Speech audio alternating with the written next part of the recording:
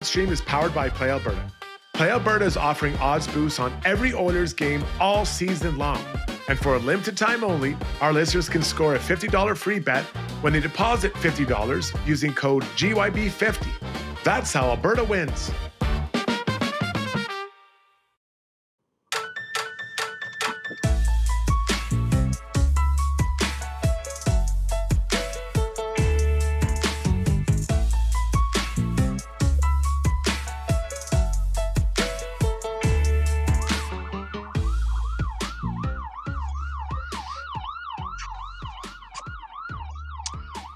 All right, folks, what's going on? Welcome to Got Your Back Postgame edition.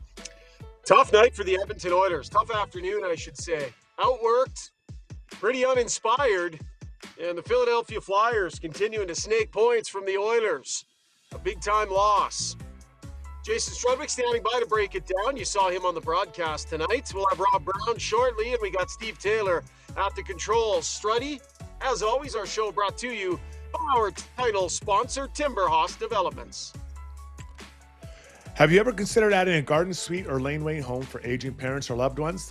The team at Timberhouse can design and build the perfect space for your property. With a focus on naturally inspired living, they create warm, thoughtful spaces that enhance the lives of your loved ones and provide an oasis to help them age in place. Visit timberhouse.ca. All right, as we say, good evening to Stevie Taylor and to Jason Strudwick. Struds, like, next time, feel free to just do a Don's run on the way home. They got a great new veggie dish available that we're going to tell people about in a little bit. From the moment you hopped onto this chat, you have been stuffing your gourd full of food. Is everything popcorn, okay? Man. No, so I haven't been home all day. I was out coaching, then I went to the game, and then I raced home to jump on here, and I haven't really eaten. So I found a bag of popcorn, so I just eat it. You know, I'm trying to do two things at once. I don't know. Is it offensive to see a large human eating popcorn? Like, Steve, we're trying to do our sound check, and Strudge is just like, oh, was that a banana you had going at first, Struddy? No banana, just popcorn the whole time. It's kind of, I'm onto a popcorn kick right now. I don't know if it's good or bad for me, but it's delish, guys. I don't know if it's just dads or what, but it's like whenever you see someone our age eating popcorn, it's always like 50 kernels at once. It's never just 2 or 3 gingerly putting them in your mouth. They're falling by the wayside and got a fistful. So that was the visual we had before the show started. That's a little bit of a risky pre-show snack though, Struddy, because I really find popcorn like just little bits stay in your mouth, and then it's hard to articulate. It's hard to speak after. You can kind of get a little choked up on them after. No, I mean, I can see that, but it's not like I'm having cashews, right? Cashews, they linger in the mouth. I find the popcorn, and there's not kernels all over the place. You guys, I don't know what your guys' issues are with eating popcorn. I'm quite a clean eater. I'm actually quite proud of the way I look. And the lack of kernels laying all over my t-shirt here. Speaking of cashews, I actually did have a little chip on a tooth today, Struds. So I got to get to the dentist before I head to Italy because I don't want it to get worse. So I had a little chip on one of the molars. From what? From what is it? What were you eating? Like kind of nothing really. I mean, I was eating some like breakfast cereal, some granola. Oh boy, soft tooth problems. Yeah, soft tooth problems. That's what it is. Ask your dentist. They'll tell you the truth. Soft teeth. I have to read up on that. All right, enough of this garbage. Oiler fans want us to get angry and slam scripts and yell at the clouds with them. So we'll do a little bit of that because this was an ugly game, and the Oilers have not been very good since the Christmas break. And they got some important players not playing very well, and nothing is clicking. Things are not going well. Coaching staff, right included in all of it. So let's get to the breakdown, Struds, brought to you by our good friends over at the Canadian Brew House.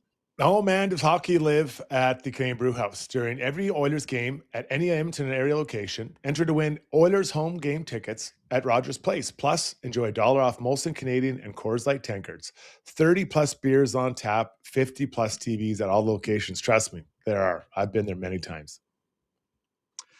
Okay, so Oilers, I don't know. Look at the title, Uninspired, Outworked. I think that's pretty accurate, Struds. Why don't we just start at the beginning, and we can go through the goals and pick out the mistakes and such. But just what did you think the main issue was, and how they got behind in this game? So I'll start right at the very beginning. I was like, okay, a pretty good start. Like they had some pretty good things going for, I don't know, 4 or 5 minutes, and then they seemed to just let off a little bit, and then that gave the Flyers the in. Right, they're a pretty good team. I don't think a lot of people out west understand that this is a team many people thought would be a bottom feeder, and they're pretty good. They're pretty deep. The D moves the puck pretty well. Vladar's been a good story. So there's a lot going on there in Philly that their management and coaching staff should be proud of. And I think the Oilers just kind of, whether they let off or the Flyers took off, whichever one, it just resulted in them kind of getting in trouble there. And, they just leads into the first goal where they get beat to the net, right? And next thing you know, a guy who's never scored, I don't think he's ever scored before, is tapping in a great, beautiful backdoor tap in. So this this Draisaitl Roslovic Podkolzin line. Now we know that Podkolzin was under the weather recently, but Chris Knobloch made it very clear that Jack Roslovic and that experiment at third line center was going to be done, and that he belonged in the top 6, and that's where he would be going. So that is where he put him. Now, there are lots of analytics folks out there and people who, when you crunch the numbers, goals for and against, what they give up versus what they produce, there's not a great statistical case to have these two together. I would say it's more a personnel case. And the personnel case is, who the hell else are you going to use? So on a night like tonight, Struds, I mean, it's Roslovic on what I thought was a pretty crappy back check, and a line that gets dinged up for a couple. That in this game, that line can get dinged up for a couple. I feel that every line and their ups and downs starts with the center. And Leon has had, a tough return from Christmas. He hasn't been moving his feet. And that's when it just, and not to blame every goal on that he's on for against with him, but he's not moving his feet very well. It looks like he's, I don't know if he's tired or sick and tired. I'm not sure. He's not doing what you expect, and that affects the line mates. Roslovic tonight had a tough night. There's no doubt about it. Podkolzin was, I think he brings it what we know he brings typically every night. So that line was not good. And you're right. Roslovic gets beat back. I've spoken about his defensive challenges on different points, and this was another example, right? You just get beat back to the net. Yeah, he gets beat back to the net, and it ends up in the back of the net. Can you hear me, Strud? Sorry, I thought my stuff froze for a second there. You got me? No, You're good. I got you, buddy. Okay. All right, good stuff.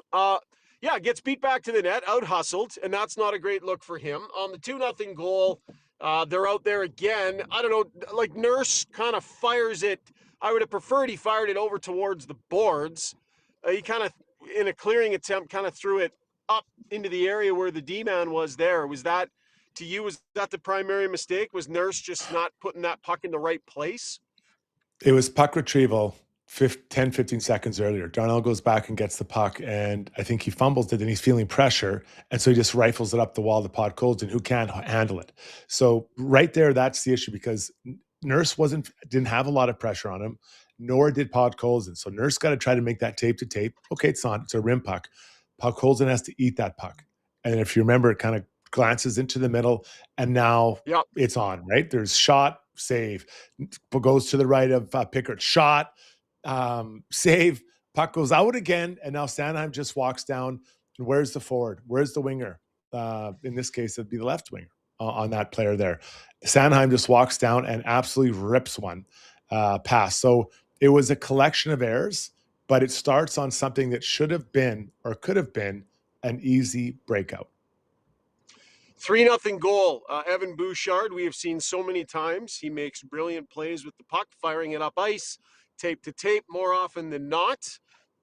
Does a lot more harm than good with that ability to quickly transport the puck up ice, Struds.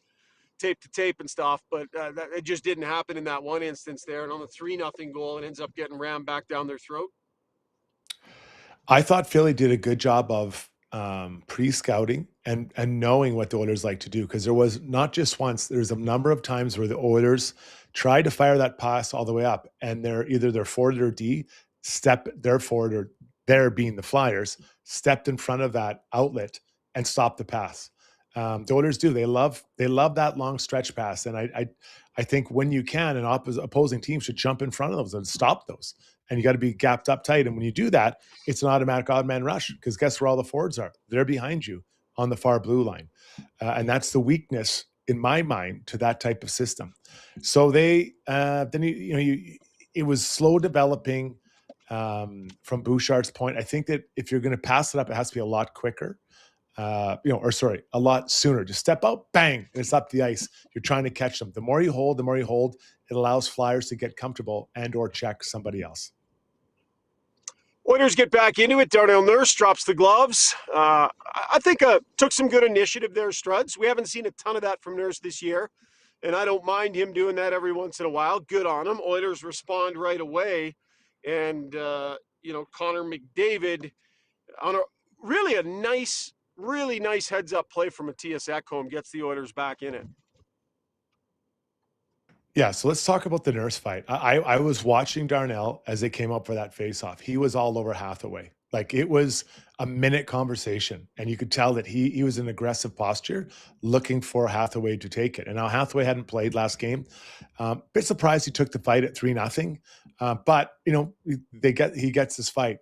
And people have to understand he's trying to increase the energy of the group. He maybe was frustrated with the fact that he'd been on for a goal or two against, so he's trying to change up his game as well. So he gets in the fight, and I really like that. And it's a great interception by Matthias Ekholm on that goal. I think it was actually Sanheim passing that one, if I remember correctly. He gets it, taps it up. McDavid goes in and makes no mistake about it. So that was a really important goal this game, because now it's 3-1 instead of 3-0 heading into the first intermission. And that was about it. I mean, the Oilers, there just wasn't much, Struds. I mean, no shots in the third period. And how many minutes was it? It's in my notes. I can't check right now, but it was like 10, 12 minutes in to the third before they're registering shots on net. Like, that's ridiculous to be down a goal in a game and to go that long in a one-goal game without being able to generate anything. And Philadelphia just they took it over. I thought they won way more puck battles. I thought they played like they were the team that was down. I did not like the Oilers at 3-2 at all. Yeah, you got to get back in with that power play, and you're like, okay, here we go. They're going to rattle off 3 goals in the next whatever time was left, 30 minutes or whatever it is. And they got a little pusher in the second, but I thought in the third, Philly came out and just played a great road period. Nothing really happened. For 10 minutes, nothing. I wouldn't say that the Flyers had a bunch of great chances there early in the third. It was just kind of like nothing. And that's a dream. You've got the lead. You don't have to put a show on. It was just really nothing. So the Oilers have to find a way to get it going. Now, one of the challenges is that there's not much at all coming from the bottom 6 right now.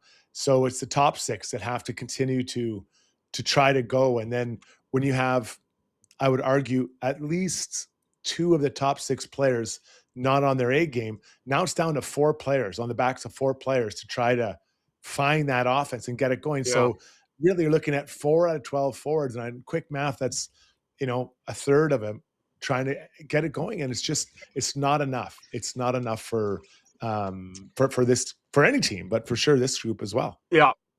So 3-2, not much going on. He's trying to roll the lines. Let's talk about this kid line, about this rookie line. I'm not going to hang anything on these guys tonight.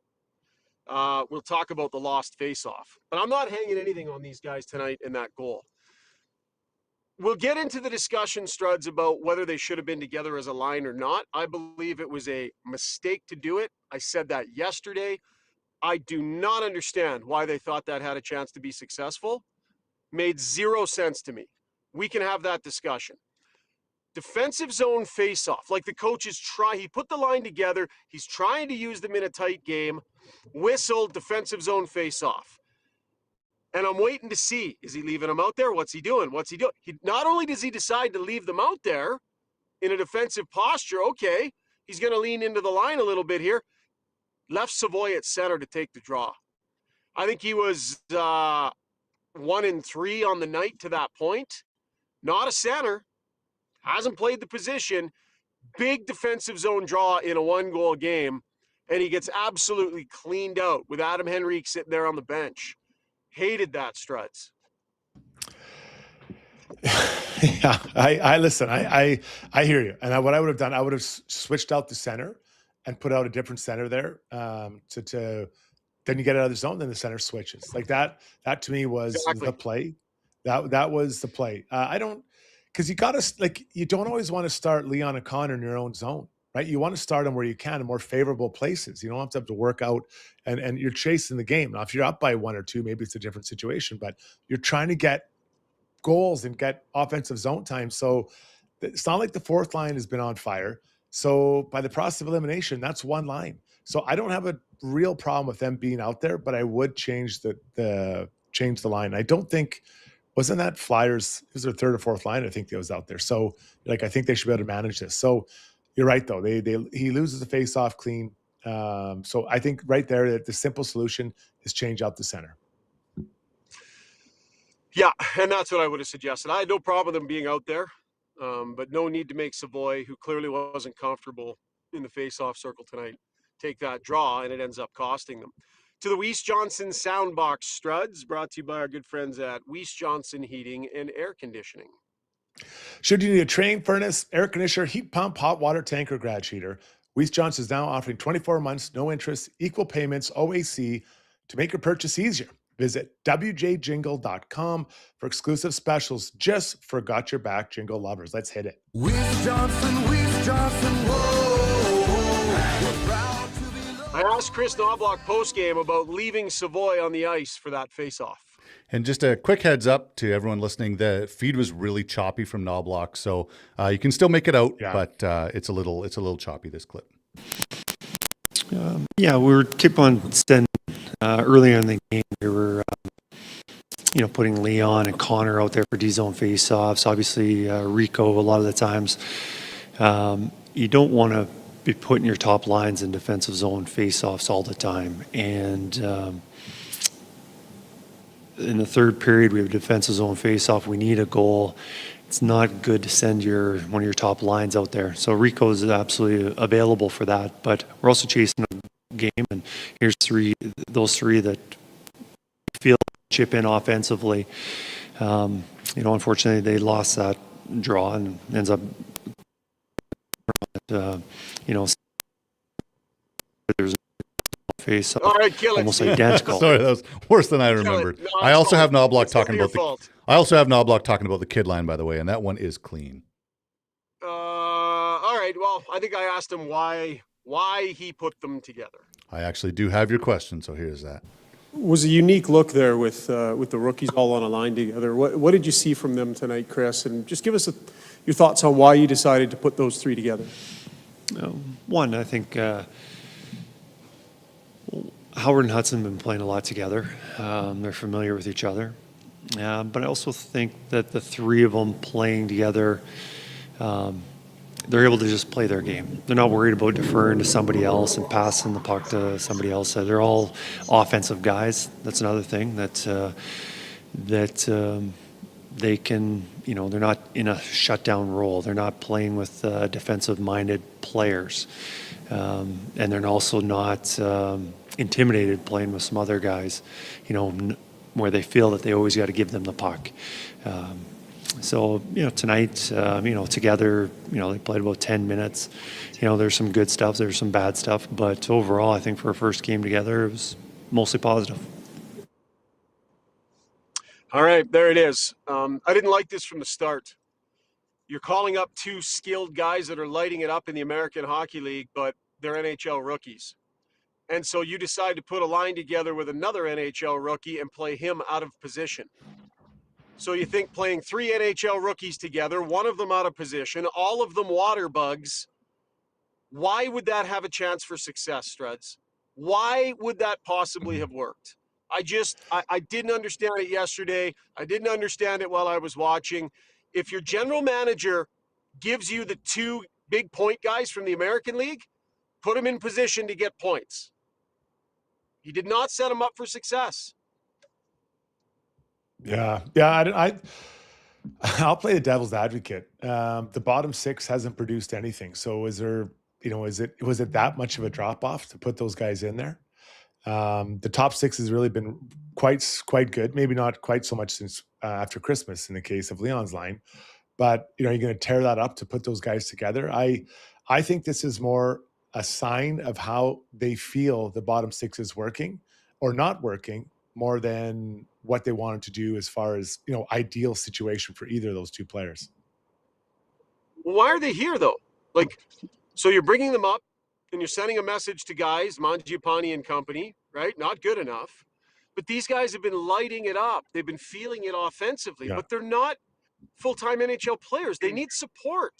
They need veterans on their line, that can show them what to do. I'll tell you exactly what I would have done. I'd have played Howard with McDavid and Hyman. I'd have kept the Draisaitl line together because Leon's, been carrying a lot lately. I would have just given him his line, and I'd have put Nuge between the other two. Give them NHL players to play with. Yeah, no, and I hear that. And I don't think this is a message to Mangiapane. I think they've sent the message, right? Now they're just trying to find solutions. And that's no disrespect to Mangiapane, but they sat him again. You don't have to keep making the same message. The message has been sent. It's not enough. They're looking for solutions. I think what this tells me is they're looking for internal solutions to their bottom six because it hasn't worked. Sorry, guys. Brownie's joined us. Just wanted to let you know. Yeah, we got him. Brownie, we're having the discussion.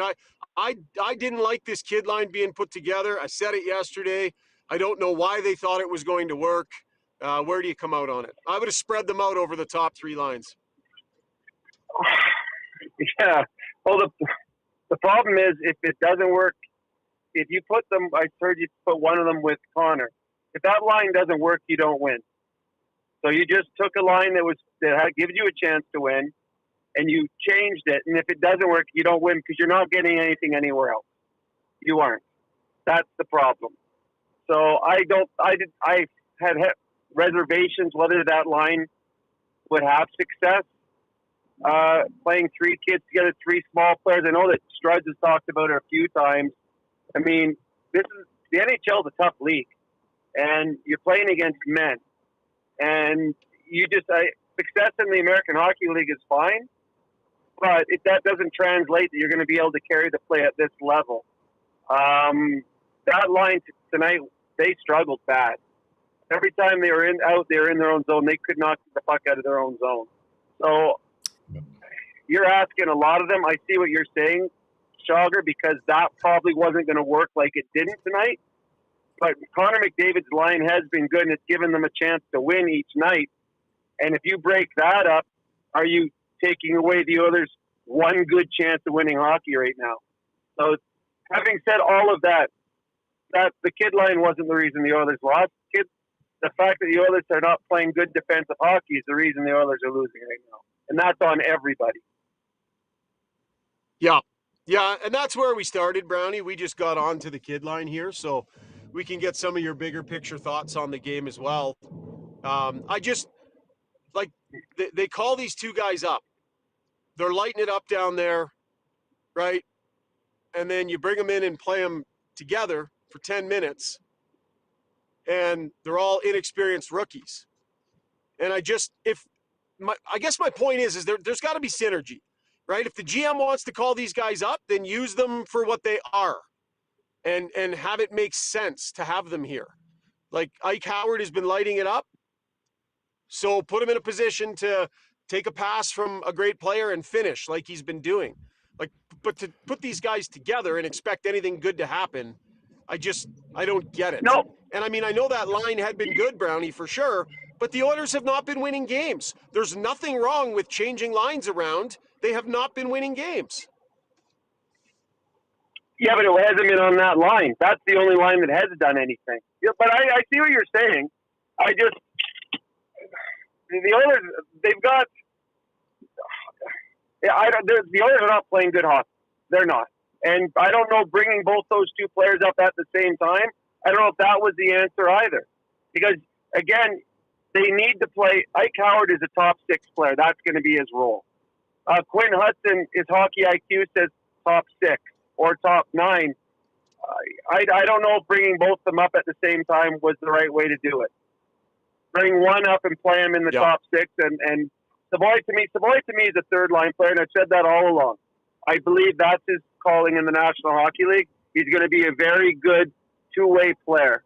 I don't think he has the offensive chops at this level yet, so I like him as a third-line player. Ike Howard is not a defensive player. He has to play in the top 6 because he's a goal scorer, and he will have deficiencies defensively. To me, Savoy and Quinn Hudson playing on the third line with a veteran centerman would have made more sense to me, and leave Howard down in the minors. Okay. Struds, let's get to crunching the numbers, my friend. Brought to you by McDonald's, and then maybe that'll Brownie can flesh out his thoughts on the Oilers' defensive game as you guys take a look at the numbers there, buddy. Veggies lovers rejoice. The McVeggie has arrived, and best of all, it's here for good. A crispy patty made with a blend of veggies and spices topped with shredded lettuce and a creamy mayo-style sauce, all on a toasted sesame bun. It's a new era for veggie lovers only at McDonald's. Okay, guys, let's take a look at these numbers brought to you by our good buddies at Sports Logic. So, slot shots on net, 11 for the Flyers, 7 for the Oilers. Slot driving plays, 32 for the Flyers, 24 for the Oilers. Turnover scoring chances, 11 for the Flyers, 7 for the Oilers. Then one that I think this made a difference today was faceoffs. 59% for Flyers, 41% for the Oilers. So Brownie, it wasn't a bloodbath. I think that as far as these numbers are showing, we've seen a lot worse in Oilers losses, especially when the score was a little bit more one-sided as it was tonight. But I would hazard a guess that every one of the good offensive chances that you have on that for the Oilers was created by the McDavid line. So that's where it became very lopsided. If you were to take out just Connor's line, it would become out really lopsided. The Oilers were terrible defensively. They just were.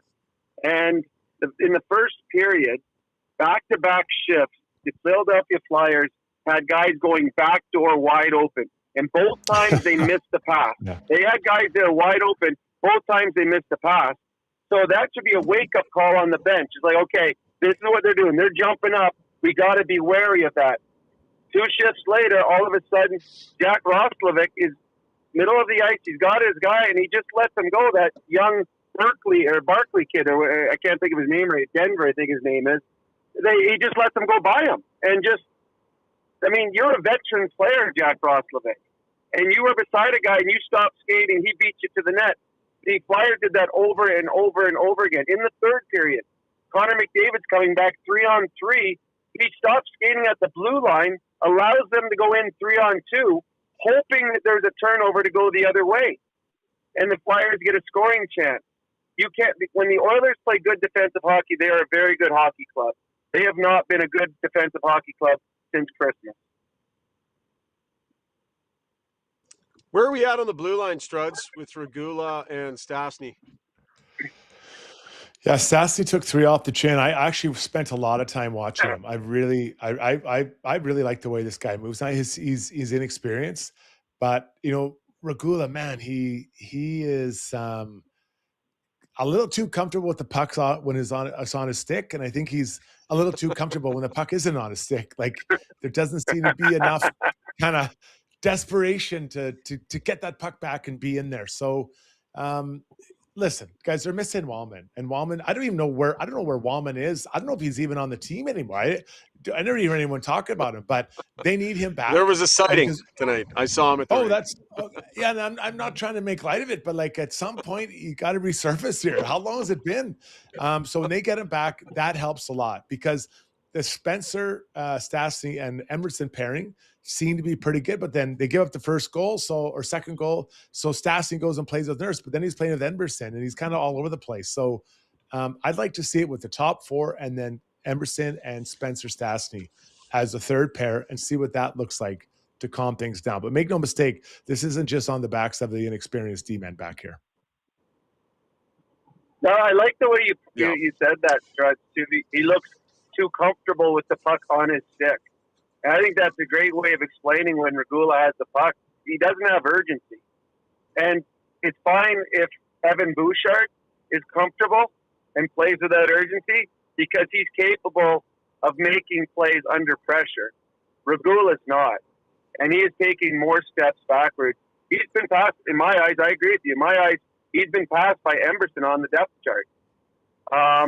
And Stastny, there's a lot to like about Stastny, but again, I'm holding all reservations for him to see what he does in playoffs with big players. When it's a forecheck by LA or a forecheck from Vegas, if he's capable of those big players and being able to handle it. But to me, Stastny has jumped ahead of both Emberson and Regula on the depth chart for the Oilers. Yeah.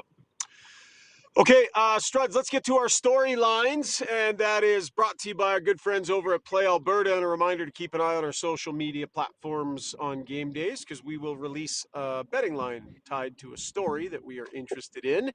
And that's brought to you by Play Alberta, Struds. Right now, you can score a $50 free bet when you make a minimum $50 deposit with code GYB50.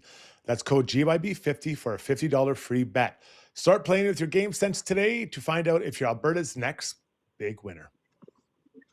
Steve, do you have the line that Zuby put out there today handy? I'm still driving here, so I can't grab it exactly. What did he have? I know we missed, I think, but it was McDavid getting at least 1 point, which he obviously did, and Pickard allowing 3.5 or less goals against.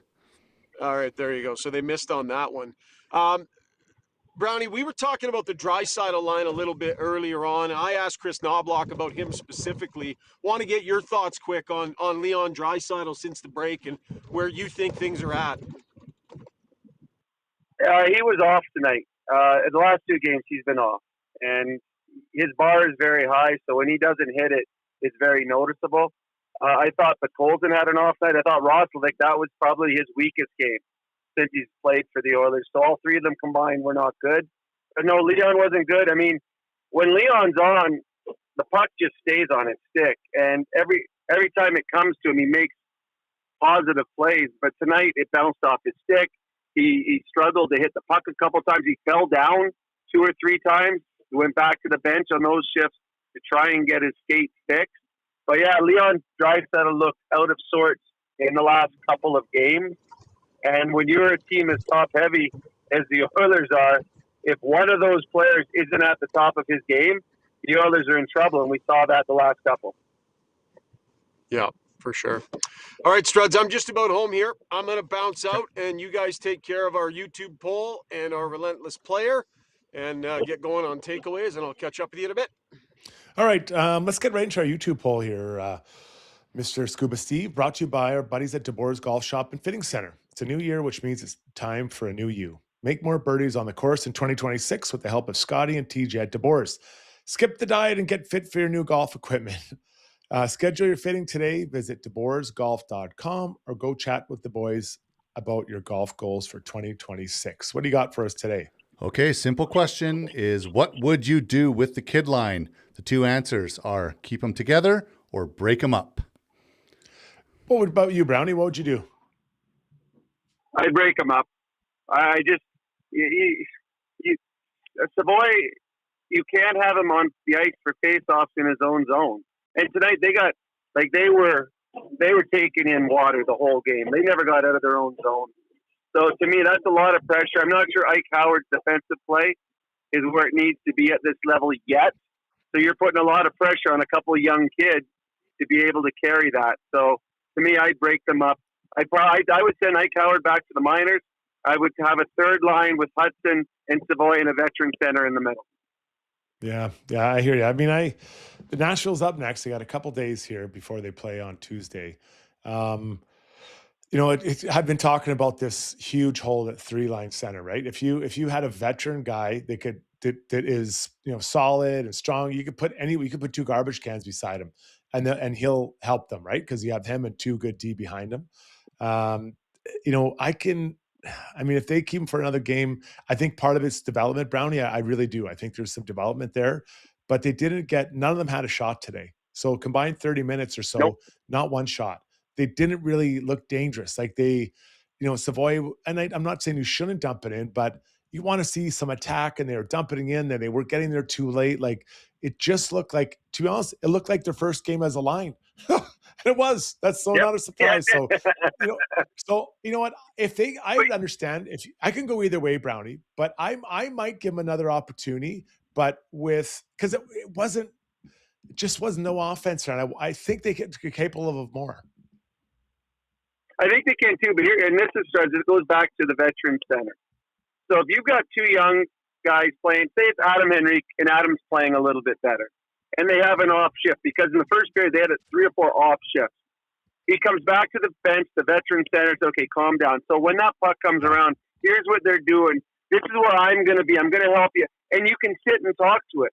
But when it's 3 young kids, what experience do they have? Yeah, Or can they sit back, well, when my 3rd year I did this. So that's what you miss. You miss the guidance of a player that's been there before to settle you down. You know, it's like when you broke into the league, you had a veteran defensive partner. He would settle you down, and he would on the bench. He thought, you know what, Struddy, pat you on the leg. Next shift, okay, here's what we're going to do next shift. Let's simplify. And it makes a huge, huge difference. So I think that is huge what they're missing.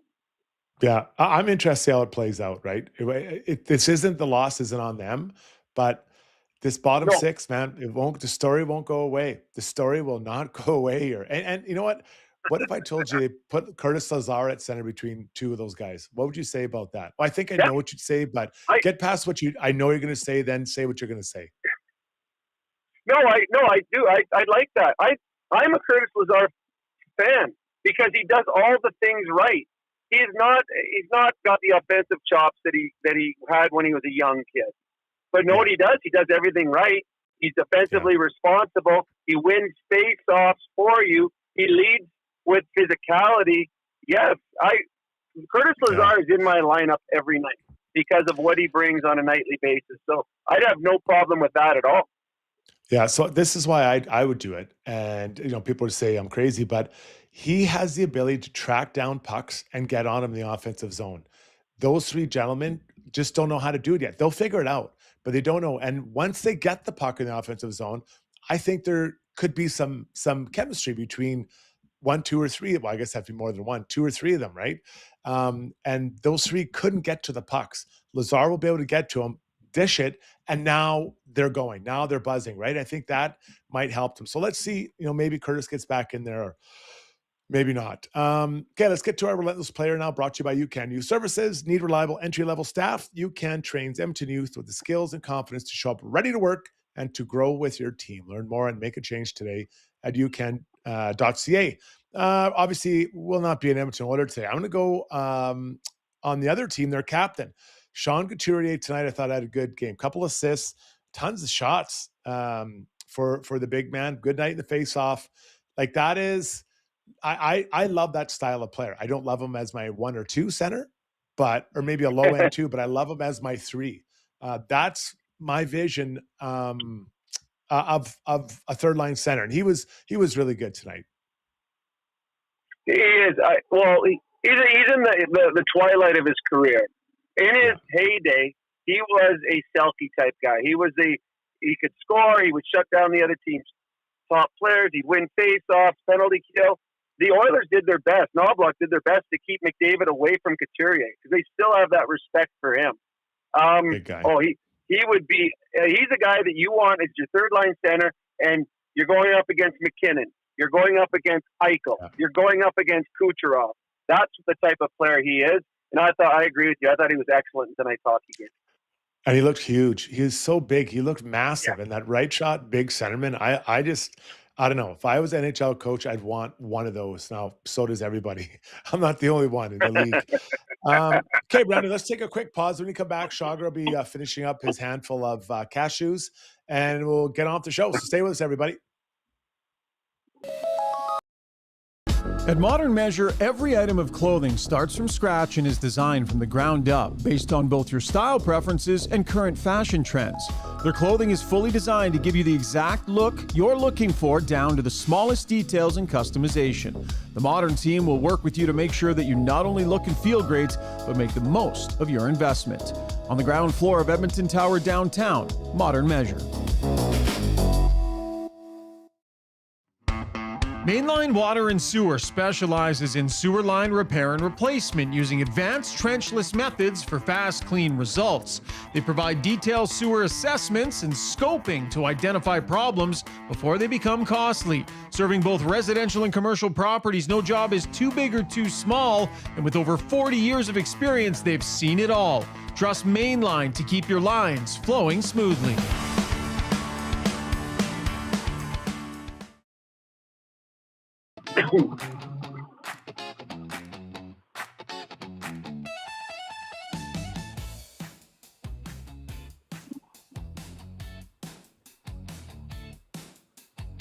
Oh, sorry, you're in the green room. Shogger. There you are, buddy. Hey, Gummy. 1 2 1 2. You bet. All right. Welcome back to the show. Coming at you from the Timber House studio out here in Sherwood Park. A truly customized building experience, as always, with Timber House. Time to get to our takeaways brought to you by Chandos Construction. They don't just hire talent, they invest in talent. They're 100% employee owned. So when their people grow, the whole company grows as well. Ready to build something that matters? Apply now at chandos.com/apply. So part of the reason that Ike Howard is here, part of the reason that Hudson is here is because, as you guys talked about in the last segment, there hasn't been enough positive stuff happening in their bottom part of their lineup. And Trent Frederick has been a common conversation on this show, guys. There's one little moment. Now, a lot of people might say it doesn't matter. It doesn't matter.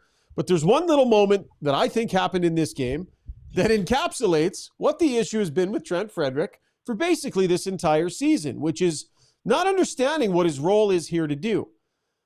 So at the end of the game, buzzer goes, Hathaway lays a shoulder into an Oiler in the corner. And Trent Frederick is right there. And he just la-di-das his way over there. He lets Darnell Nurse be the aggressor to get in there on Hathaway. Darnell Nurse has already done his part of that. But he doesn't even flinch.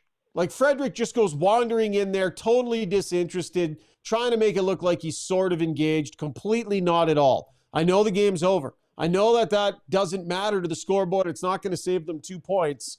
That, to me, is an exact example on a night where you did nothing, an opportunity to, like, show some sort of emotion and send some sort of message that you understand why you're on this team, and he just doesn't even think it's his job, Struds.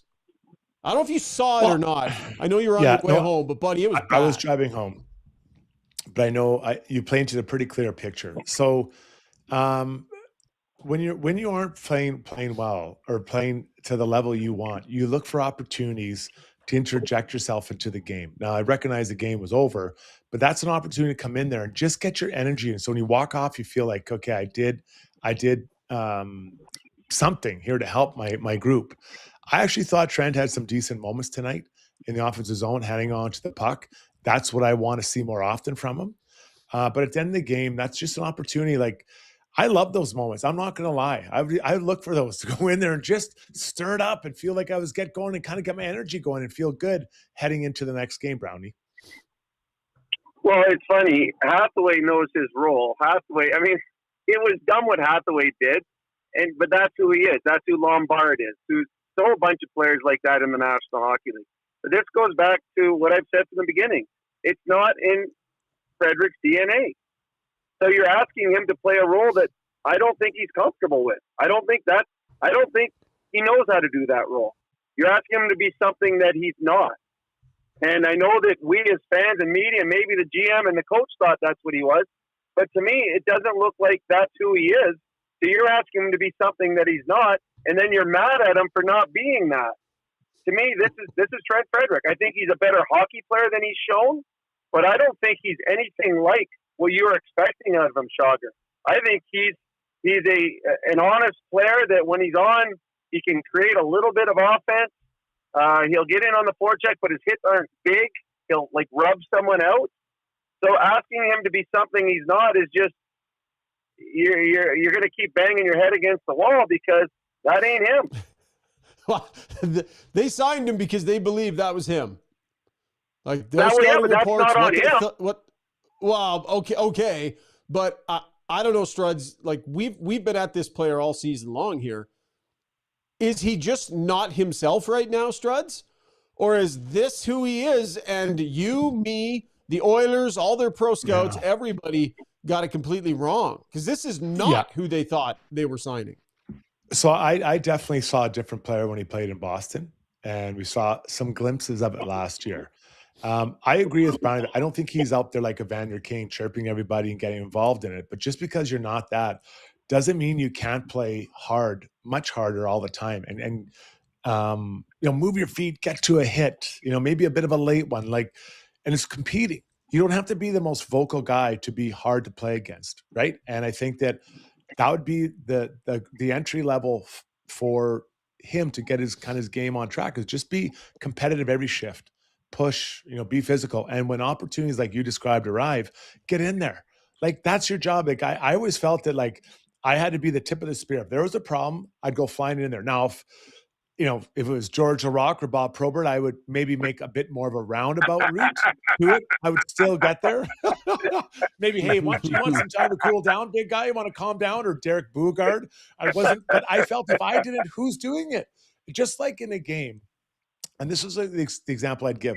When we're losing by 1 goal, no one's looking down the bench saying, oh my God, Jason Strudwick, we need you to score. You're looking at Yager or McDavid or whoever. So when there's trouble brewing, they're not looking at those guys either. They're looking at you. They're looking at Strudwick, Trent Frederick, Evander Kane. You got to get in there. So you have to do your job. And that's how I always felt.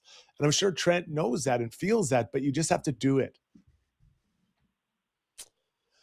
Yeah, it's been, it's been ugly. And I just saw that happen. And I'm like, why are you making Darnell Nurse go in there and be the aggressor? He easily could have gotten there first and just show some sort of pulse. Then again, Max Jones showed a pulse at the end of last game, and look at the good that did him. He's been one of the guys that's doing his job, but what you expect from Max Jones, he's been doing, and then poof, gone immediately.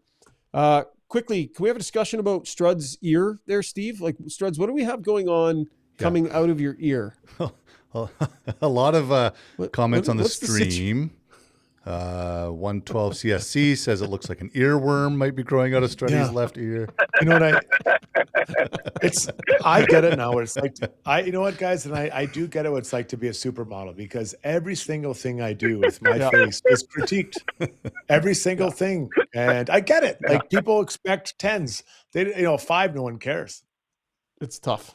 It's tough being you, Struds. We're just trying to hold you to the standard that we know you hold yourself to. So I had to call you on that one. Let's get to core adjustments, brought to you by HSE Core Services. From creating and managing safety programs to audits and those required contractor registries, HSE Core keeps your business compliant so you can keep working.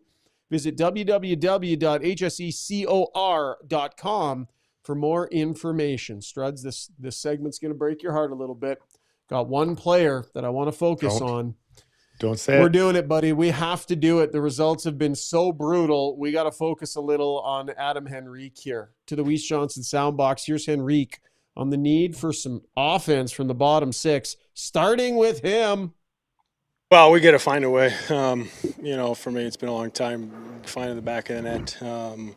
We have to be able to find a way to be difference makers, and there's other areas in our roles where we have to be good and be smart and contribute. And it's not always on the score sheet, but at the end of the day, we got to find a way to get on there at times. That can be the difference, I think, in some nights. And it's we certainly talk about it a lot and try to find ways to improve there and offensively. And again, that is part of our role. October 23rd, his last goal. 7 assists in that time. Has 1 point in his last, bunch of games.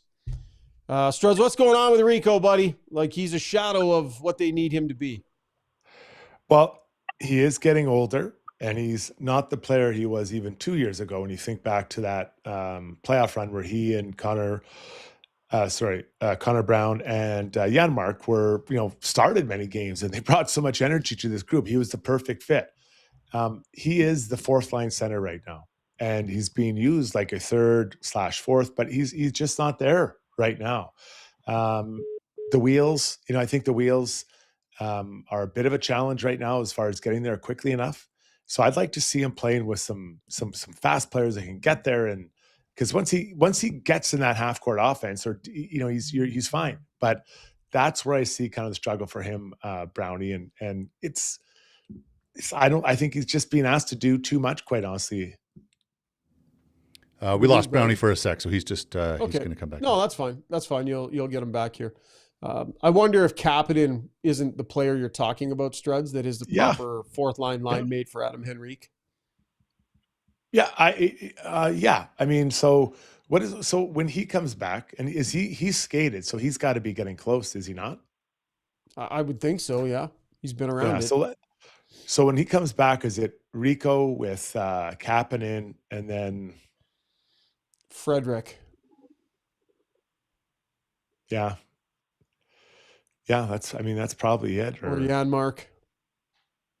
Yeah. So you guys, if you're thinking, we're talking fourth line players right now. To me, there's only been two guys in the bottom six this year that have played and done what they're supposed to do, and that is Curtis Lazar and Max Jones. They are the only two players that have been in the bottom six that understood what their role was and played to it. They played with a physicality. They played with an urgency, a desperation. Well, they played as though each shift might be their last, and it has been. Both have been pulled out of the lineups after good games. But literally, they are the only two players of the group, and I'm including Janmark in that, Henrique in that, Frederick in that, everybody in the bottom six. To me, those are the only two that have understood what their role is and have played it to the way that you're supposed to play. And everyone else, I think, has given an opportunity and failed at it.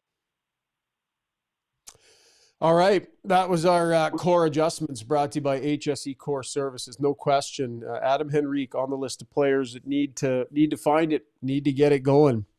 Because when the big guys aren't feeling it, this team does not have a great chance to win hockey games, and that definitely is a problem. Steve, let's push through the break. Let's get to Brownie Points in Struddy's World right now. Let's get to Brownie Points, and that is brought to you by our Alberta Ram dealers. Get 10 years of built-in confidence at your Alberta Ram dealer. Sorry, my bad. That's okay. You want to hit the music? You got it? Can you find it? It's there somewhere. Here it is. There she be. There's our Brownie Points music. Get 10 years of built-in confidence at your Alberta Ram dealer. Canada's best full-size truck, limited powertrain warranty. Every new 2026 Ram truck comes with a 10-year, 160,000-kilometer warranty. Check it all out at your Ram dealer today. Brownie awards some points, my friend. Well, unfortunately tonight, Shogger, there's not a lot of awarding of points. I'm going to be stealing some points today. I'm taking 3 Brownie points away from Oilers head coach Chris Knobloch.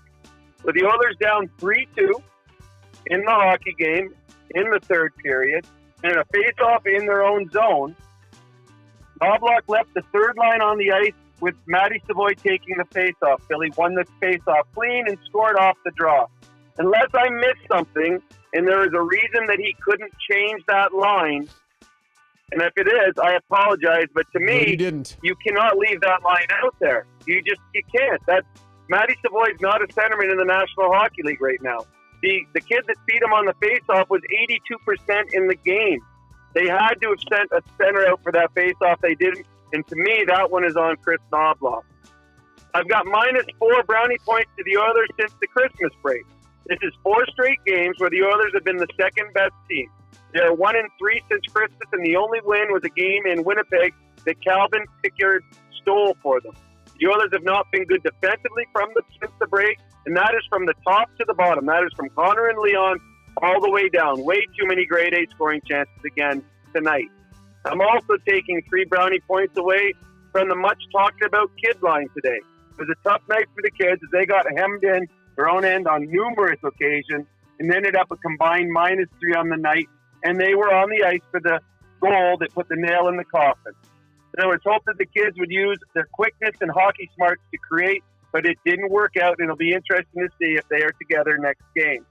I've got some extra Brownie points. I'm giving out 100. Actually, you know what? I'm going to wait. That's going to be the last one. Next, I'm going to go. A lot has been debated about the Canadian Olympic team and who didn't make the cut. And there have been some good arguments for and against different players. But to me, the biggest snub of the Olympics comes from Team USA that didn't pick Dallas star Jason Robertson. No USA player has more points since Robertson became a regular, and that includes Austin Matthews. Only Boldy has more goals than Robertson this year, and no American has been hotter in the last month and a half. So I'm taking 24 Brownie points, the number of goals that Robertson has, away from Team USA GM Billy Guerin. Now, with all the Brownie points I stole, I've got 100 Brownie points to the young boy who sang the national anthem tonight. It was next gen night at the Oilers game with young kids doing TV, public announcing, and singing the national anthem. The young man, Damon from Sturgeon County, was amazing, and without a doubt, was the best part of this hockey game. So my congrats and 100 Brownie points to the young boy named Damon. And those, my friend, are tonight's Brownie points. Love it. I'll give a couple to the fans too, if I can, Brownie, because they sensed maybe some nerves were creeping in, and the fans just gave him a big boost right midway through the Star Spangled Banner. The Star Spangled Banner is not an easy song to sing, and that kid crushed it, and the fans helped him. That was a cool moment, Struds. Yeah, I really liked it. I like the next gen. It's pretty good. Even, I'll give some shout outs to the young girl that was helping out with the in-feed broadcast. Like, that was good. Even the one announcing the starting lineup and stuff. Like, I like that. I think it's a neat change, right? Especially in the afternoon game. It feels like there's more kids there today. At least I felt that way.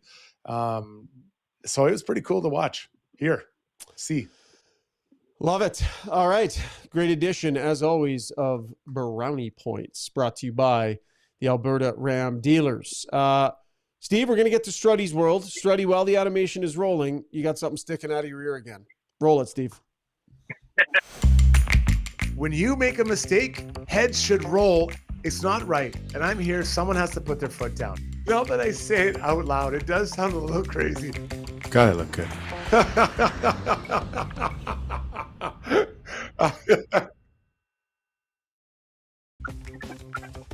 It is time for Struddy's World, brought to you by DLR Vinyl Products. As Alberta's #1 vinyl product supplier, they offer top quality materials to build a fence or a deck that will not rot, fade, or fall apart.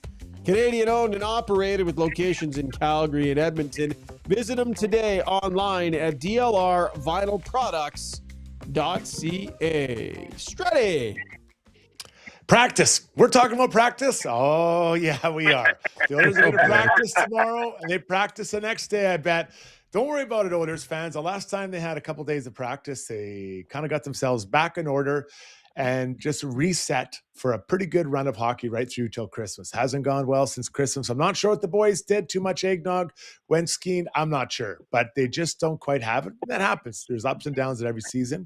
But there is a practice tomorrow, and I believe there'll probably be a practice on Monday before they take on Nashville. Doesn't have to be long, but it has to be detailed and focused. Do you have to change it up? No. Go look back at the practice plans you had back then, Knobs. Put them out there, 40 minutes, 30 minutes, morning skate, boom. We're out, and this team will look more peppy heading into Tuesday night's game.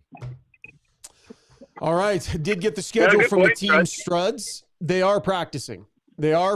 Stoff actually said at the end of the radio broadcast that he thought, Brown, you probably heard him say this, maybe they were sick and should get the day off tomorrow. But 11 o'clock skate tomorrow morning, Brownie. Yeah, I agree. Well, we saw it. That you just have to look, as Strud said, experience. Earlier this year, they struggled, came home, got some rest, had some practice. Right now, they do not look good defensively.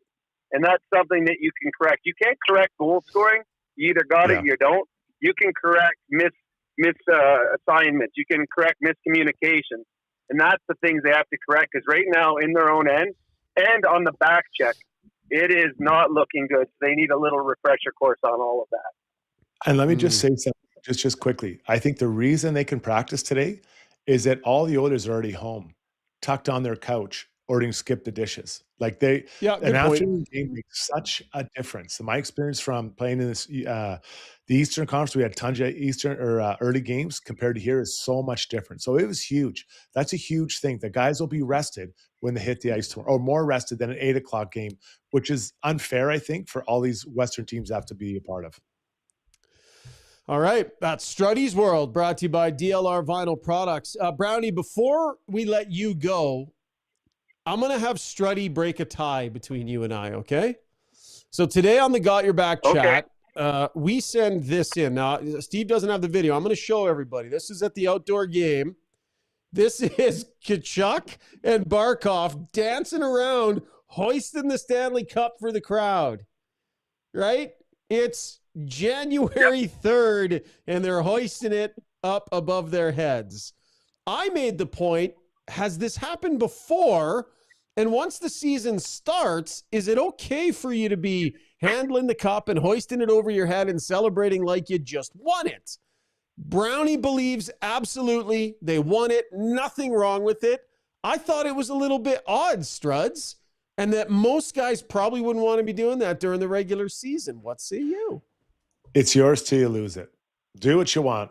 If they don't win it this year and they're doing it next year, I'll raise my eyebrows. But they've owned it for 2 years. You can do whatever you want. You can pot plants in there if you want. I don't care. It's yours because you own it. Very good. So then, actually, I'm going to throw this out there, Shogger.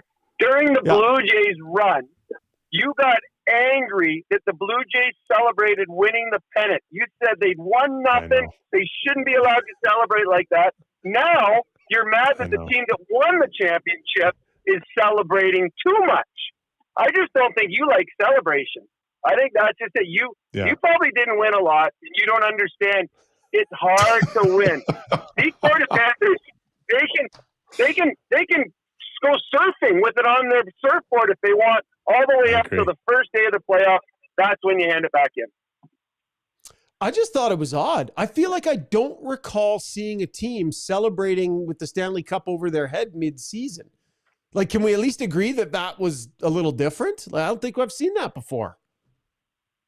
Yeah, it's unique. Yeah, I don't remember seeing it either. But I mean, social media is everywhere now, and teams are looking for content, and I get all that. But honestly, like, you own it. It's you own the cup. You should be able to do whatever you want because it's so hard to get it. Like, it's incredibly hard to get it, to even look at it. Right on.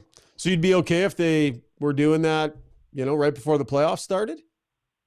Yeah, I mean, if that's what they want to do, they own it, right? And then I would use that. I'd put that up on my team if I was a coach and show that every day on my screen before every meeting I had. Say, look at these guys. We want to break their hearts, but we want to be able to do that next year.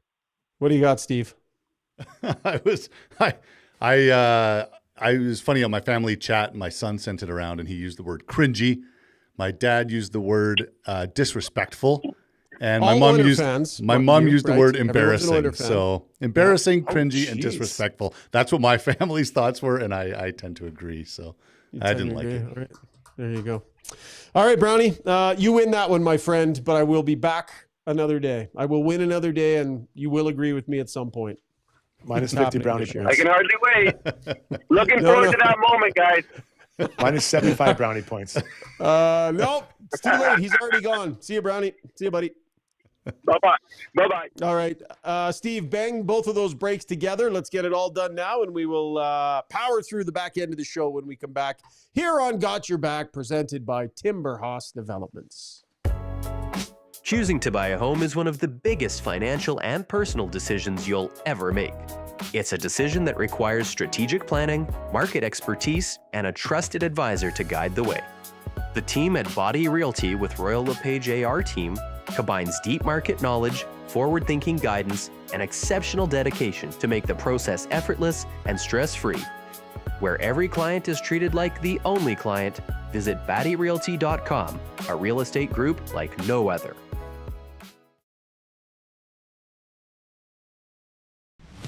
For over 60 years, Belvedere Golf and Country Club has delivered a high-quality membership experience to Edmonton and area. And now it's even better. Drainage and irrigation improvements in 2024 have taken course conditions to a new level. This commitment to long-term sustainability means exceptional playing conditions all season long. Belvedere's tee sheet availability is unmatched, so join now and experience golf the way it was meant to be played, on your schedule. Visit BelvedereGCC.com today. Why would you? Nobody puts in wood windows or siding anymore, so why put in wood fences? Maintenance-free vinyl fence from DLR is backed by a lifetime warranty and will save you time. Weekends are for playing, not painting. Go vinyl at dlrvinylproducts.ca. So at Timberhouse, our guiding philosophy is naturally inspired living. We believe that through design, we can solve problems and enhance people's lives. We follow biophilic design principles in all of our builds to incorporate natural materials, natural light, to enhance all the spaces in a home. When you have your space perfectly reflect who you are and what you value, and it's made well, we think that that just leads to better living.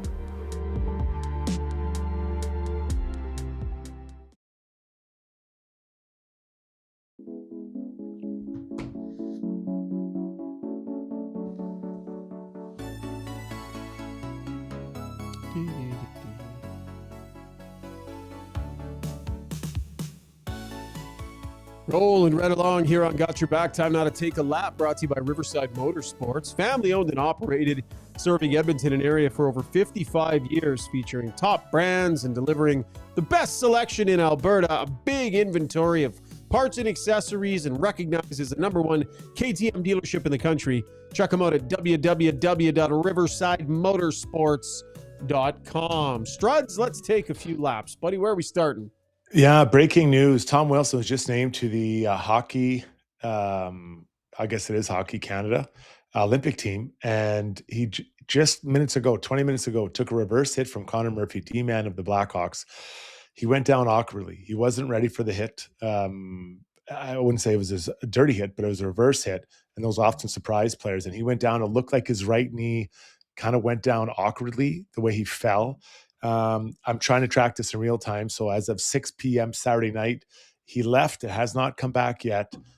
Clutched at the knee right away, or the leg. I'm just guessing it's a knee. So let's see what happens. But man, I no matter how much you dislike a player, if there's an injury there and he misses his dream of playing the Olympics, which is barely a month away, you'd really feel bad for him. So this is as of 6 p.m. Saturday. Yeah, for sure. We'll keep an eye on that one.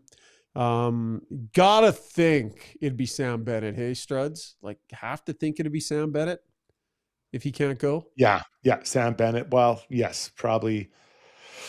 Where's Hyman on that list? You know, he's not a center. Plays a similar game to Tom Wilson as far as skating and puck retrieval, physical. So does this creep closer? But yeah, it probably would be Sam Bennett, but we'll see, because he's not a real right winger. Sam Bennett isn't, right? So yeah, because he said it was player for player, not all-star team. Second one, no Mattias Ekholm on Team Sweden. And I feel really badly for him. This was announced yesterday, but I wanted to just speak to it. No Ekholm, no Anuj, no Hyman as of, again, today at 6 o'clock on January 3rd. With Ekholm, I feel Bush, yeah. But all those three guys are getting older, right? And I feel terrible for Ekholm, terrible for all of them. But some rest isn't the worst thing, for the team, for those guys not to go. Now, I'm not saying, I would never say don't go, but it's not the worst thing. So silver lining for the team. I don't think Ekholm would see it that way though right now. No, for sure he would. I mean, this will probably be his last opportunity. Right. We'll see in a couple years if there's another international tournament where his health is at and where his game is at. Philip Broberg gets picked for that team. But really in the long run here, I mean, Mattias Ekholm, last year going to the Four Nations, I think put a real dent in the Oilers' chances to win a Stanley Cup. I mean, that's how important Mattias Ekholm is and was to this group, that going to that tournament and playing in that tournament, getting hurt, trying to get through it, coming back too early, it put a legitimate dent in the Oilers' Cup hopes. And so, yes, you feel terrible for the player, but Struds, this is so much better for the Edmonton Oilers that Mattias Ekholm is going to get this break. It is. And yeah, and it's not heartless. It's just true. Like that's when you're in a sporting world, yep. You're talking about a sport, emotions do matter, but also these are facts. You're just looking at it saying, this is the way it is. So, those guys will enjoy a break. and be very refreshed when they come back for a hard push towards the end. And finally, I thought this is interesting. Brendan Shanahan's been engaged by Hockey Canada to review Hockey Ontario's junior league. So I don't think it includes the OHL. I don't think. I think it's just their other junior leagues, and he's a great guy to do it. He was the one who led the idea of changing the rules, or not changing, enforcing the rules back in 2004, 2005, and I think a lot of good came from it. So having a guy that has that much experience around hockey as a player, as a manager, working for the NHL, I think it's an interesting one that he would take this case on. He'll have to file 2 public reports to talk about what he found, what can be done. Yeah, I was kind of interested in where Brendan Shanahan would surface, and this one surprised me a little bit. Yeah, but he was in the spotlight for a long time and takes a gig where maybe a little more grassroots type stuff, trying to impact and affect the game in a meaningful way. So yeah, it'll be interesting to see what comes of all of that. That was Taking a Lap, and that is brought to you by Riverside Motorsports. Okay, Struds, let's check out our scoreboard, brought to you by the Bridge Fit. Rehabilitation at the Bridge offers a comprehensive approach that extends beyond temporary pain relief and focuses on developing long-term strength and resilience to support an active lifestyle. They've got clinics in Edmonton, Sherwood Park, Lethbridge, and opening soon in St. Albert this month. The Bridge provides accessible team-based care across Alberta. Learn more at thebridge.fit, where soon they will be helping Struds with this cross-country ski groin issue. What's the update, Struds? Yeah, please, I'd appreciate it and talk about my groins. That's a personal area of my issues. My bad. Okay, so it's 6 HR. o'clock. That's Randine. Yeah, she'll agree. So 13 games tonight, quite a few done out east, a lot of early ones. So let's start with the big news, I think. The Blue Jackets pound the Sabres 5-1. That means the winning streak of the Sabres is done. What a run they've had to get themselves back into fighting for a playoff spot in the Eastern Conference. Pretty amazing by them. The Lightning have 7-3, beating over top of the Sharks. In this game, Darren Radish had a hat trick, which was pretty cool. His 10th, 11th, and 12th goals of the year. The Blues beat the Canadians 2-0. Canadians only had 25 shots. The Blues only had 19. So it's not like it was an absolute runaway. The 2 quick ones, the Penguins get their 4th win in a row over the Red Wings 4-1, and the Mammoths lose 4-1 to the Devils. 2 teams that are fighting for their playoff flies. So actually 4 teams, if you count the Penguins and the Red Wings there as well. And we should also mention the World Junior Hockey Championship. Semifinals set to go on Sunday. Sweden against Finland. Finland with that big win over the United States. Taking on the Swedes. 2:30. I think that's 2:30 Eastern, I believe. So 12:30 our time, I think, here in Edmonton. And then, of course, Canada and Czechia at 4:30 our time. So, yeah, Struds, what are you expecting, man? I was expecting a Canada-USA final. Even though I've been told, listen, I'm no insider and I don't follow massive amount of junior hockey, but I've been told the U.S. weren't as good and they didn't quite get going. Now, Mason Cole, didn't help a lot till he got back the last game. But let's get Canada in the final. Like this looks like how Canada hockey plays. They're fast, they work hard, and they just outskill everyone because of all the other things they do. So I'm hopeful. All right. Of course, you can check out all that action on the main TSN network. What a great way to spend a snowy Sunday in early January. All right, Steve, jump in here, buddy. Let's wrap up our DeBoer's Golf Shop and Fitting Center YouTube poll. What say the fans on the fate of the kid line, buddy? Alrighty. So, yeah, the question once again, quite simply, Schauger, was, let's get you out of there, what would you do with the kid line? And we had 58% saying keep them together, 42% saying break them up. So the majority of the fans want to keep them together. Interesting. All right. Well, Nashville Predators are the Oilers' next opponent. So not a terrible team to keep them together against, not overly deep. I still don't like it. I think if you're going to have them here, put them in position to score like they were back in the American League. But we will see what the head coach wants to do. A couple of days of practice, so we'll see what they do out there on the ice tomorrow. All right, great stream going on this Saturday afternoon. We appreciate everybody that's jumped in. Let's get to Ask Us Anything, brought to you by BJ Electric Supplies.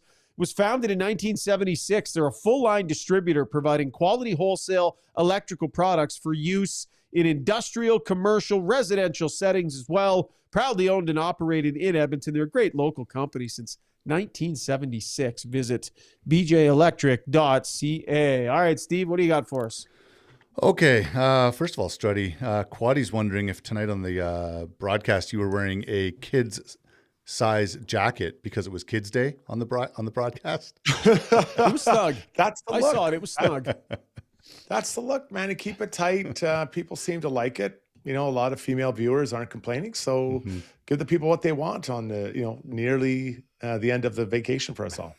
We got to get you to see Jared and the crew over at Modern Measure and maybe bring that to them. Maybe they can let that one out a little bit and maybe customize something for you, Stress. Tigersaurus says, ask us anything. Why do you think the Oilers offensively are trying to stretch all their players out of the zone every time the defense get the puck? There seems to be no support in their game. Do you agree, Struddy? And if so, what do you think? It's the way they play, man. You're trying to get the puck out of your end as quick as you can and trying to put pressure on the other team before they're able to set up. It works well when you move the puck quick, but when you hold on to it too long, it gives other teams time to set up and to jump in front of you. So it's really, really quick transition. Kind of leads sometimes. And I know a lot of it has to do with what the opposition is doing in the space that they're giving you, but I find Struds, their game doesn't feel as connected.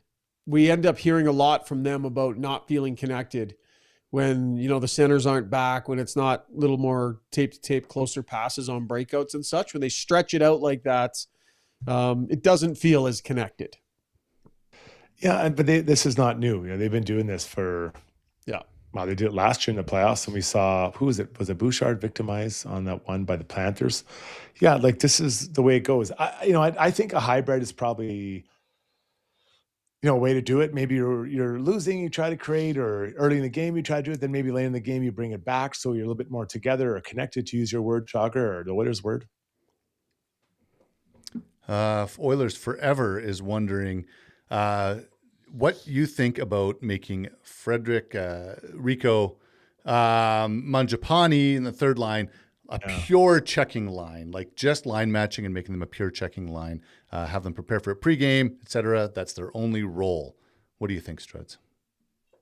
Yeah, you're talking about creating identity for a group of players that are maybe in need of one. And so I don't know if that line's been together. I feel like they have. I think we've seen every possible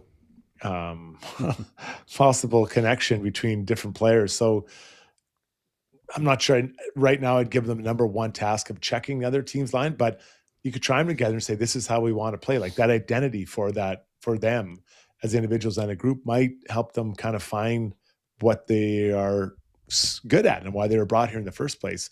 Not so much the center of the wingers. I think what you could say is, look, Trent, go out there, make sure you're hard on the forecheck and finish your checks, right? And if anything gets nasty, make sure you get in there, right? So you do that.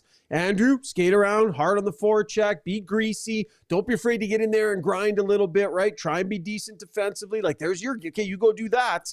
Adam Henrique, win your draws when you can. See if you can chip in a little offense here and there. Like just be responsive. These players are told this same thing every game all year long. They haven't been able to perform these basic functions. These are basic functions. It's not like they're being asked to generate a lot of offense. So I think they would love to rely on these players for that. They can't. They can't rely on any of them for that at all, let alone put them together and say, do it together.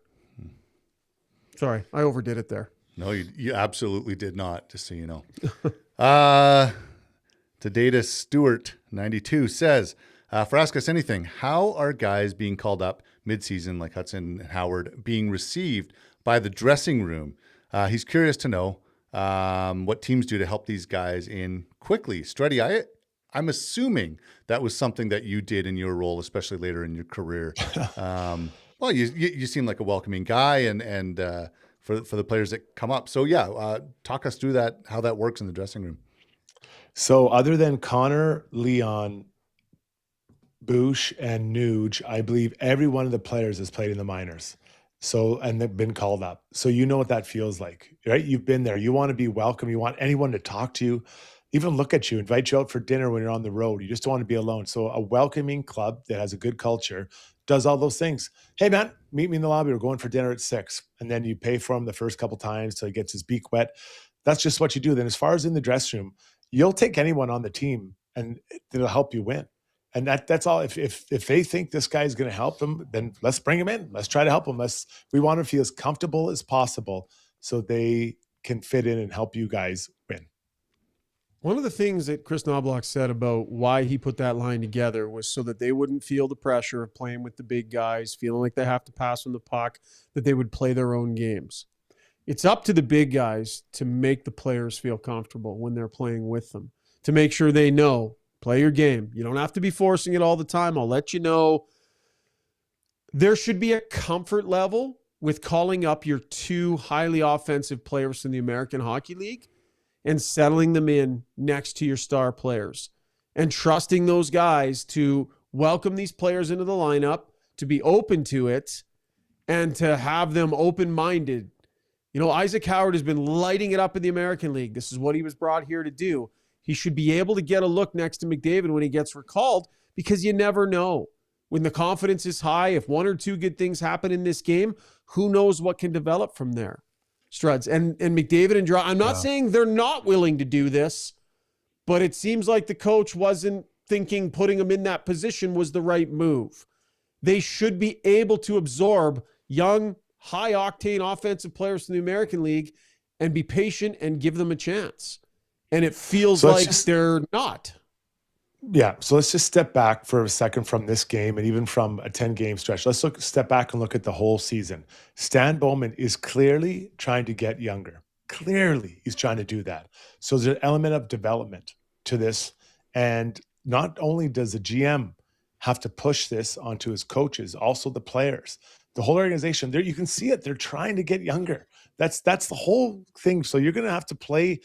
So if you want to play the 3 of them together, that's fine, as long as they play and they're developing. So it's almost like, it's not like a toss away game, but you know, you're like, okay, well, we're trying to help these guys. So maybe they have 1 or 2 good games, then you slide them up with the top guys, or you know, whatever the case is. But they are clearly trying to develop young players on the fly here. That is the goal. And people say, well, they're not ready. I know they're not ready, but you know, Perry was getting older. Kane was getting older. Fogle signed something. Like, there's all these guys here. You have to do this. So I'm actually supportive of them getting called up and playing. I didn't love them by themselves, but if that means they get to play and get to develop, then let's do it. Yeah, I mean, they got outshot 7-1 in this game, and we're on the ice for a big goal against because a guy that's not a center lost a critical draw on his own end. This was a confidence-deflating night for those players, and it didn't have to be that way. I don't know how you didn't see that possibility coming. There was no pathway for success with these guys together. I just don't get it. Knobloch knows that. He's a really good coach. He knows that. So, but he's willing to do that because of the part of development, right? That's what development is. Unfortunately, you're going to get burned sometimes, right? Now they maybe learn, okay, we can't, maybe in that situation, I just tie up the center. You know, and Savoy is probably not going to be a center in the NHL, but that's the point I'm making, is that this was one, we're going to let these guys develop, bring them back up again, right? They need these players to play. They need them. There's no other way. If Howard and Hudson don't make it, or if only one of them makes it, if none of them makes it, it's a disaster. But they have to, if they get 2 of them, it's huge. Matt Savoy's been scrambling to find it lately, Struds. His game has gone a little bit the wrong way. He hasn't been as effective. His confidence level probably isn't as high as it was just a short time ago. So you got one rookie who's been here all year whose confidence is down, and you put him out of position. You get 2 guys, one guy who started here and had a chance to be here, couldn't hack it, gets sent down. Goes on a fantastic run, has all kinds of offensive confidence. He gets called up. Then you got another guy that had a recall where he looked really good. He's been lighting it up. You call him up. 2 guys that are feeling it offensively. Any one of these players would need support. If they were the only one being recalled, they would need support. How you can put 3 rookies together and think that's going to work. I just don't understand it. They need support. And if the general manager says, hey, these guys are crushing it in the minors, get them up, then put them in positions to do what they're supposed to do. It's like the two hands weren't throwing the ball to one another. You know what I mean? Like, it's like I don't know. There was a lack of synergy there between the message sent with the players that were recalled and the way that they're used in the lineup. What? All right. Canadian 123 asking if you believe it's that he said, did Frederick subconsciously lose a mental edge after he got paid? Keyword subconsciously. Not intentional, but it's real. Lazar and Jones play with desperation, and Canadian 123 feels Frederick is lethargic. Yeah. Your thoughts, 30 Shogger? million. Is there some human nature happening there, Struds, you think? Would that be natural? A guy that's had to fight for it his whole career, and all of a sudden it's 30 million guaranteed? I'd actually go the other way. I think he's put too much pressure on himself to be a $30 million player. He's not. He's a $3.5 million player who was paid to do what he was doing before. You don't need to do more. And I've seen it. I saw it with Chris Drury when he came to the Rangers, killing it. I think he was making 10 million or something for a while there. And he put so much pressure on himself. It was insane. Like, I remember saying to him, buddy, just be yourself. You're a really good player. You don't have to be everything every night. And I think Frederick, he's gone the other way. I really do. And now he's lost his confidence. Yeah. Okay, let's end with okay, I was just going to say let's end with a fun one. Penner's Pancakes comes in and says, what is your main realistic New Year's resolution? You guys didn't cover this on the last show, did you? We did an on-show New Year's resolution. So we talked about having New Year's resolutions for the show. Okay. But we didn't really do necessarily personal ones. So I'd say we can go there a little bit. Steve, what do you got? I can start with this one. I'm going dry for January, February, so that's a big one for me. Yeah, going to go till good for you. So funny, hey Struds? Go. It's cliche, the dry January. Come on, man, reinvent the wheel a bit. It is, but I'm proud of myself, and Shogger, I hope you're proud of me too. Even though my other colleague is you're being an arse, literally laughing at me right now. Well, no, I mean it's not new. I never said it doesn't say it has to be new. It's a challenge for me, and I'm looking forward to it. I'm on day 3. New. I bought alcohol-free beer. Unoriginal, Steve. You need an original New Year's resolution. Well, good for you, buddy. I'm glad. Good for Thanks, you. Shogger. Do that. You go get it. Struddy, I'm not calling you as my sponsor if I need help. No. That's fair. Okay, I'll give you an original one. My New Year's resolution is to some point in 2026 look into doing Tai Chi. Now that's original. That is extremely original. Yeah. There it is. Yeah. You know who does that? I believe Costco Murray has some experience in the Tai Chi world. Oh, wow. Okay. Your walking partner? My walking buddy. So here's what we can do. This is what I foresee. I think you come over. We go into the golf sim, which is also a makeshift yoga and Pilates studio. I think we do our groin exercises together. Oh, boy. Then Murray swings over. We all go for a walk together and then a quick little Tai Chi. He can lead us in a Tai Chi lesson. It'll be 55 minutes, 4 or 5 times a week, Struds. I see this happening. Live stream the whole thing. You know what, Steve? I was wrong. I'm doing dry January too. I actually, after hearing that, I changed my mind. It's off for me. Oh, screw you! Hey, actually, I got a little bit of one. I'm actually trying to. I don't have it around, do I? No, I don't have it here. I'm trying to read. I used to love reading when I was a kid. Loved reading. Read so many books. And then as I got older and into this profession, I have to read so much for work. That I lost my love for reading novels. But I'm wanting to calm my brain enough because my mind is always all over the place. I'm forcing myself to calm my brain and get back into reading some novels. And so it's called Paradise 1, I think is what it is. It's sort of a sci-fi type book. I'm trying to relax my brain, Struds, and better myself and get back to reading. Sorry, all I heard was that you admitted that audiobooks isn't reading. So we can now put that argument to rest. Finally. Damn it. I went away. No, it's good. Right I read every night before I go to sleep. It helps me so much. Just shuts all the noise and it just out and I sleep like a baby. I cornered myself there. A couple quick things. I just want to mention a couple questions about my hat on the stream. It's my son's spring hockey organization. Okay. It's the Kelowna Heat. That's what that's all about. And And Shogger, I think you might have said the wrong time for tomorrow's semifinals. The Edmonton times are 2:30 and 6:30.